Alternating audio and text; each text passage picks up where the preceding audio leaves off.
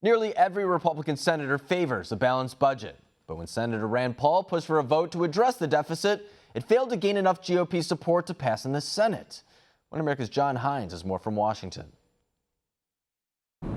Kentucky Senator Rand Paul has once again brought up for a vote his so-called pennies plan to balance the budget, this time containing language supporting health savings accounts and condemning socialism. Paul's penny plan received only 22 Republican votes, and although Paul's plan failed, he says it succeeded in calling out the hypocrisy amongst his GOP Senate colleagues. In an exclusive interview, Paul talks about his plan to balance the budget and about the dangers of creeping socialism. Basically, for the last several years, we've put forward a budget that cuts 1 penny out of every dollar. We think it's simple to understand. We don't dictate where the spending comes from. We just say it's going to be a 1% across the board cut. And it has balanced the budget in 5 years. This year, when we did the math, we've waited so long to fix it, it now takes 2 pennies. So this year, it's the 2 penny plan. And basically, what it would allow for is for the next 5 years, government would spend 98% of what they have now. And when I talk to even liberal advocacy groups who come looking for government money, and I tell them we're out of money, when I tell them, well, what if you got 98%? So if you get $100 million for your particular disease or whatever you're advocating for, what if you get $98 million next year? Could you live with that? Most of the groups actually could. They say, well, you know, we want more, but we understand the government's, the country's out of money. And so I think it is a very reasonable proposal. It balances within 5 years, and then in the next 5 years, we let the government revenue and get spending begin to grow at about 2%, but it continues to pay off the debt year in and year out.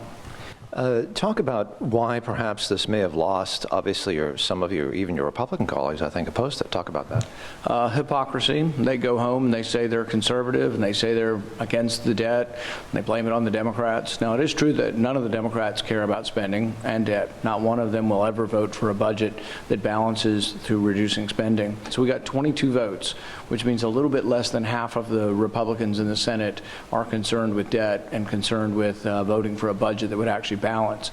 The hypocrisy is this, though. Every Republican senator voted for a balanced budget amendment to the Constitution, which would require the budget to be balanced in 5 years. But when presented with a budget that actually balances in 5 years, only half of them are willing to take that vote. Now, this also contains something about health savings accounts, something you've worked on, and some language about socialism. Can you talk about that, please? When the President in his State of the Union said America will never become a socialist nation, I think that's an important thing. We now have Democrats out there saying socialism would be a good idea. And so we put that as a sense of the Senate. It's just sort of the Senate says exactly what the President was saying, America will never become a socialist nation. We also have in there an expansion of health savings accounts. Health savings accounts are really part of the answer to trying to get a marketplace. So if you have a health savings account, you can save money tax-free, and then when you go to the doctor or you go to the pharmacy to buy something, you're going to look at the price and you're going to shop around based on price. The socialism part also relates to a project I think you're working on now, which is a book. Can you talk a little bit about that and how that relates to the language in this bill? Coming out in the fall, my wife and I have been working on this book. It's going to be The Case Against Socialism.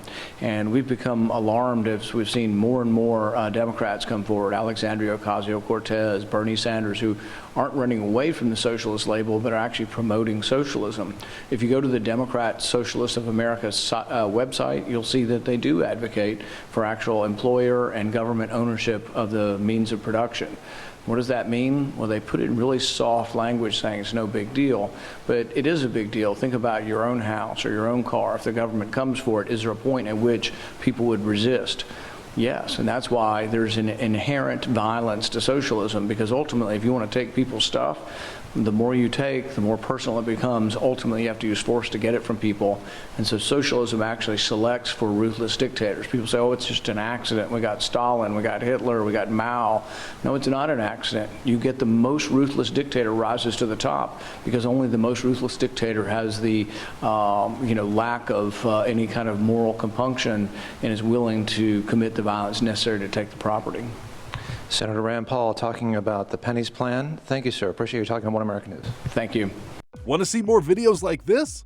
Click on the link below and subscribe to One American News on YouTube. And call your cable provider and kindly demand that One American News is added to your lineup.